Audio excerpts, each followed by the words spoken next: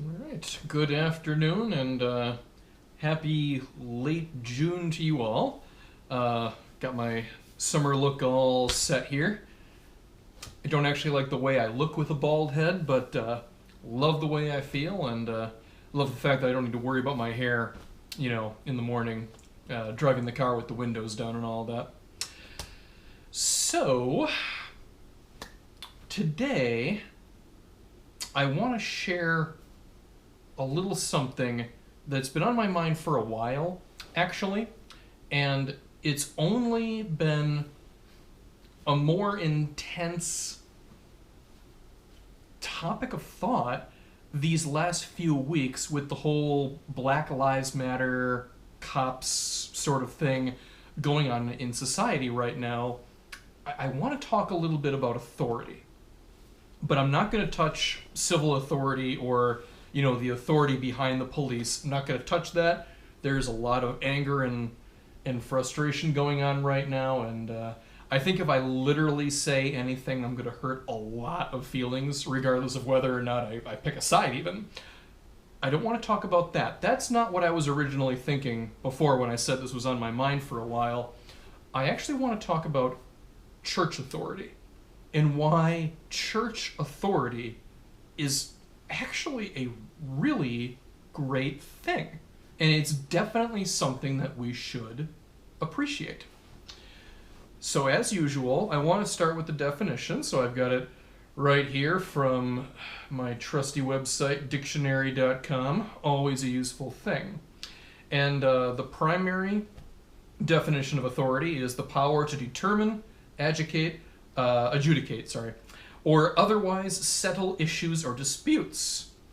It is jurisdiction, the right to control, command, or determine. Fair enough. But what I like about this website is it also includes where the word comes from. And the word authority actually comes from, it's a mix of Latin and Middle English, I suppose. It's a little hard to tell which came first, at least from what they give me.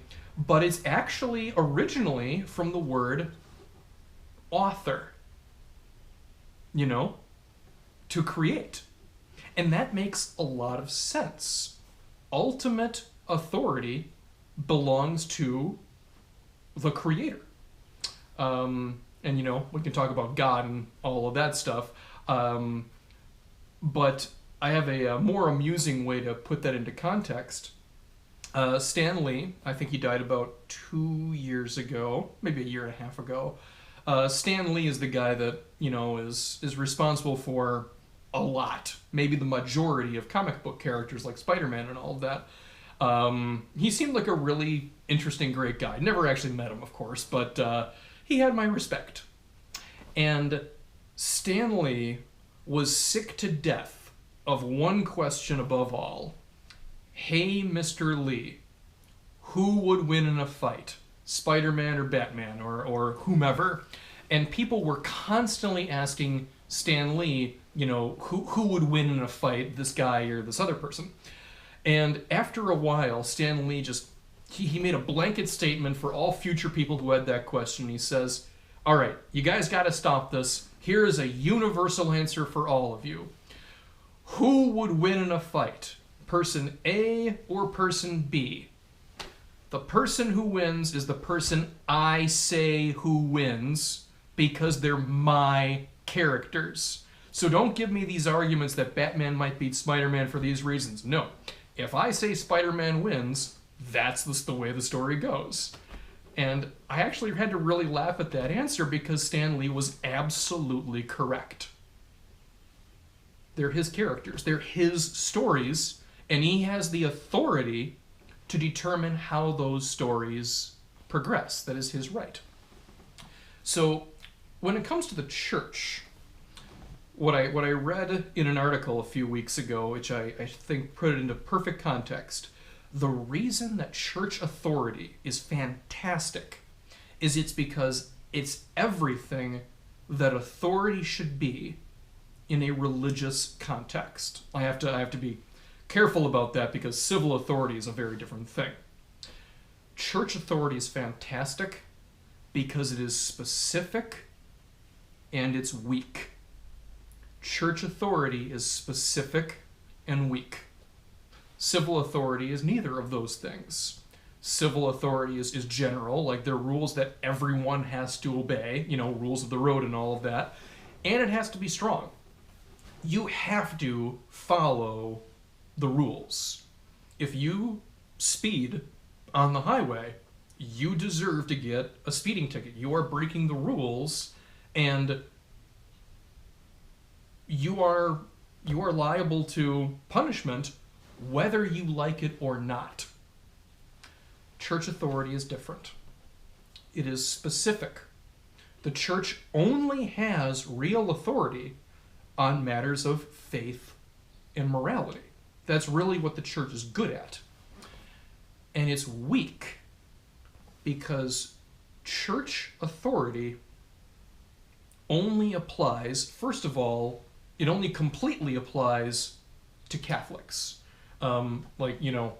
Buddhists living in Asia or wherever else a Buddhist might live. I realize Buddhists can be literally anywhere in the world. They're not bound to church law. That doesn't really make any sense. When we talk about the sacrament of marriage, we take it on faith that Buddhists have their own rules that apply to their lives. So first of all, they specifically apply to Catholics. And the second thing of that is, Catholics have to assent to that authority. So if the church says something and someone disagrees with that teaching, the church really shouldn't be forcing them to obey that rule against their will.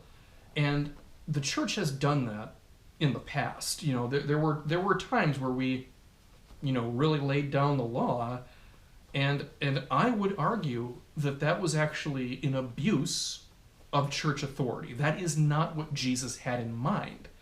And we can talk about how faith, is shaped by history and vice versa and all of that, but really, the beauty of church teaching, of church authority, is that it's an invitation more than anything else. The church is not a jailer.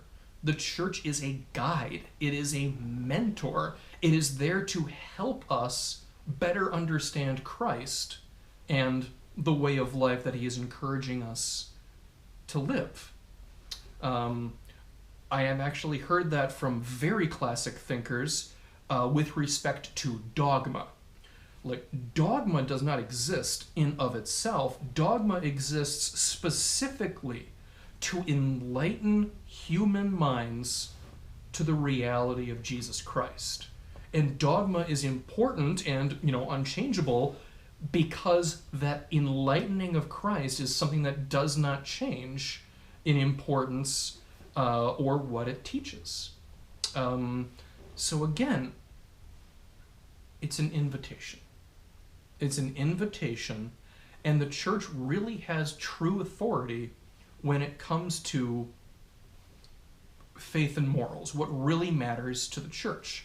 And that is an easy thing to confuse because the church says a lot.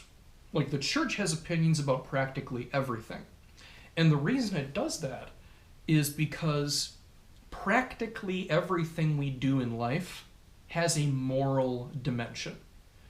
So even if the church isn't the ultimate deciding factor in something, the church can always weigh its opinion in on something because of that moral dimension. For instance, the church does not have any real authority when it comes to science. Like, when scientists say, biology works this way, or we have discovered that the galaxy is functioning in this way. The church doesn't really have any authority to say, no, that's wrong, the sun goes around the earth. No, that's not, the church can't authoritatively say that. However, the church absolutely can weigh in on matters of science when there is a component of morality and ethics. For instance, Obtaining empirical data, that is science. That is not a problem. However, if we obtain empirical data by killing people, well, okay, that is science, technically, but there is an obvious faith dimension to that. No, excuse me, an obvious moral dimension to that. So the church can and does, from time to time say, that is bad science. You may be obtaining empirical data, which is the cornerstone of scientific thought, but you can't take human life in order to obtain it. The cost is frankly too high. The church can authoritatively say that. I love the fact that I have church teaching, church authority to rely upon when it comes to matters of faith and morals.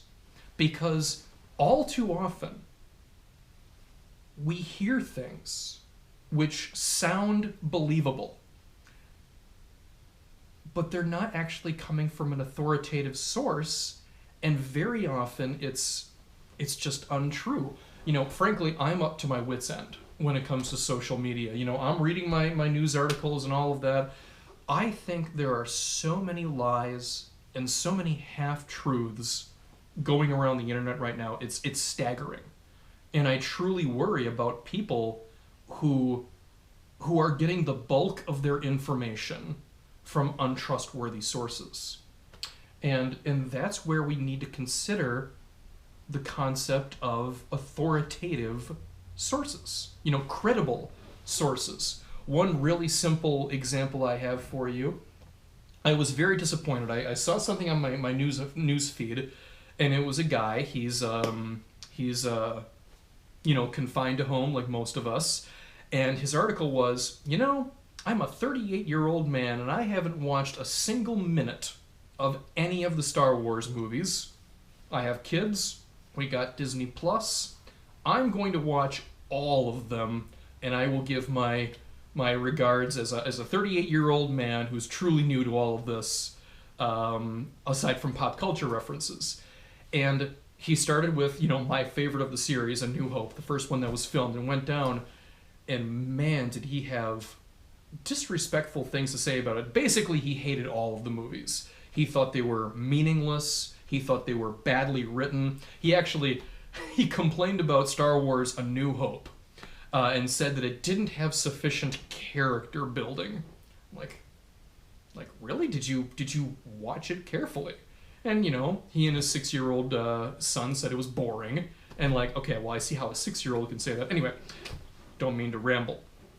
I read that and I was just very disappointed because, I dearly, dearly love at least some of those films, and I had to remind myself, he's not an authoritative person when it comes to Star Wars. He's exactly like me. He's just a guy, he's actually exactly my age, so he's a 38-year-old guy who watched a series of movies and has his opinions on them. That's not authoritative. His opinions are not worthless. I'm not saying that I can just throw away his opinions as if he doesn't matter. That's not true. But it's also important to remember that, talk is cheap.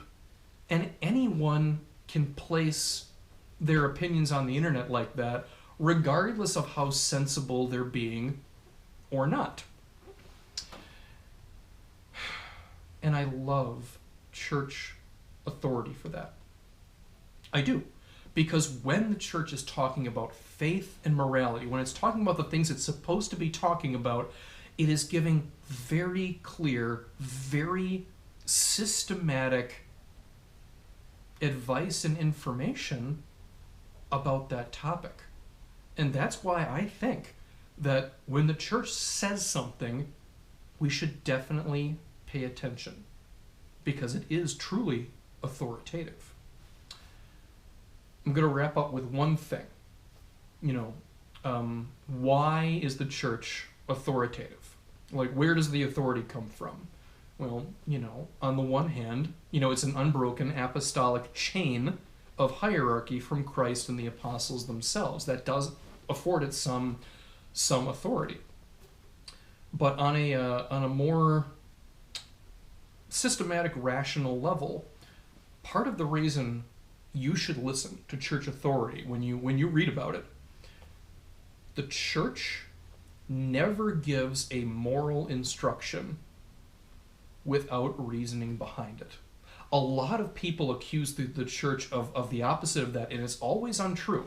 The church never does anything randomly. It is always for a reason. You may disagree with the reasoning. That's different. But those reasons always exist. When the church says, cohabitation before marriage is a problem, there is a reason they say that. You might disagree with the reason, but the church is offering a clear, rational argument, through the light of faith, of course, for why that actually is something that you may want to hesitate doing. It's not the progressive movement in life that some people think it is. And that goes across the board for everything the church teaches. And I have come to greatly appreciate that. When I take a stand about something involving right and wrong, something involving healthiness or unhealthiness, when I rely on the church for that, I'm not just getting a random instruction that the church gives to mess with us. It's not like the church has an old way, and then when there's a new way that comes up, the church just automatically sides with the old way just to be, difficult about it, angry old men and all of that. That's not it. The church gives very systematic, rational arguments for everything that we believe and everything that we're meant to do as we live out our lives of faith. I will say it one final time. I love church authority. I love the fact that I can trust